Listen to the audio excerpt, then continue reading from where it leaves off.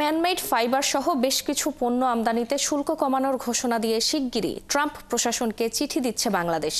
মার্কিন পণ্য আমদানি বাড়াতে ইচ্ছুক বাংলাদেশ, এমন ইতিবাচক বার্তাই দেওয়া হবে চিঠিতে। অর্থনীতিবিদ ও ব্যবসায়ী নেতারা বলছেন, শুল্ক কমানো ও দ্বিপাক্ষিক সম্পর্ক বাড়ানো দুই পথেই হাঁটতে হবে বাংলাদেশকে। রুহুল আমিনের রিপোর্ট। গত বছর মার্কিন যুক্তরাষ্ট্রে $840 কোটি পণ্য পাঠায় বাংলাদেশ, আর আমদানি করে $220 কোটি। অর্থাৎ দ্বিপাক্ষিক বাণিজ্যে যুক্তরাষ্ট্র পিছিয়ে $620 কোটি। আর এ কারণেই বাংলাদেশের ওপর নতুন করে শুল্ক চাপিয়েছেন ডোনাল্ড ট্রাম্প। ভারত, চীন সহ বিভিন্ন দেশ থেকে বাংলাদেশ বিপুল পরিমাণ পণ্য আমদানি করলেও যুক্তরাষ্ট্র থেকে কেন কম? এ প্রশ্নের উত্তর খুঁজতে গিয়ে দুটি প্রধান সমস্যা পাই আমরা: শুল্ক ও অশুল্ক বাধা। যুক্তরাষ্ট্র থেকে বাংলাদেশ প্রধানত আমদানি করে তুলা, soybean, LP gas, scrap iron ও শিল্প কারখানার মেশিন।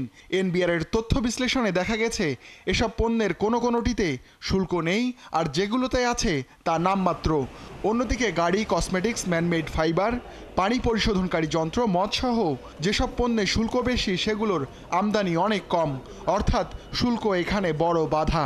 মার্কিন যুক্তরাষ্ট্রের অন্য যেসব পণ্য এখানে আসতে পারে, কোনো ধরনের যদি প্রতিবন্ধকতা সেগুলোতে থাকে, সেটা আমরা দূর করতে পারি। সেটা রেগুলেটরি প্রতিবন্ধকতা হতে পারে, কিন্তু যদি খুবই উচ্চ শুল্কের কারণে হয়, সেটা যদি আমরা নামাতে চাই তাহলে অন্যান্য দেশের জন্য নামাতে হবে।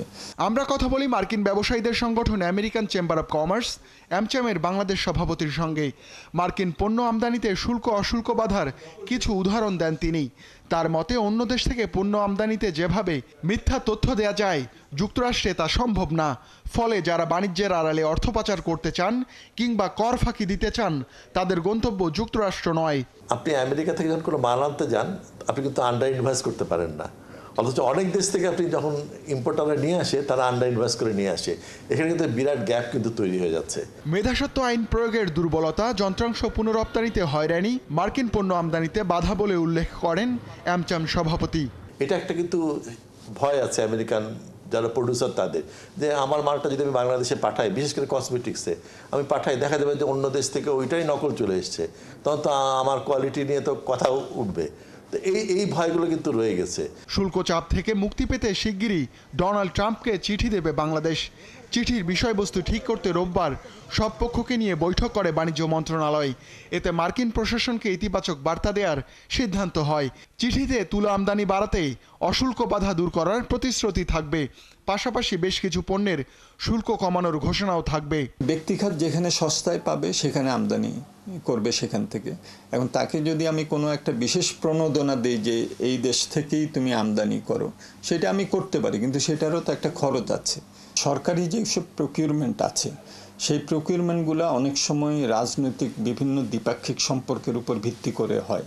তো সেইটা একটা চিন্তা করা যেতে পারে। ভবিষ্যতে বাণিজ্য বিপর্যয় এড়াতে মার্কিন প্রশাসনের সঙ্গে অর্থনৈতিক কূটনীতি জোরদারের পরামর্শ দিয়েছেন ব্যবসায়ী ও অর্থনীতিবিদরা। রুহুল আমিন, ৭১, ঢাকা।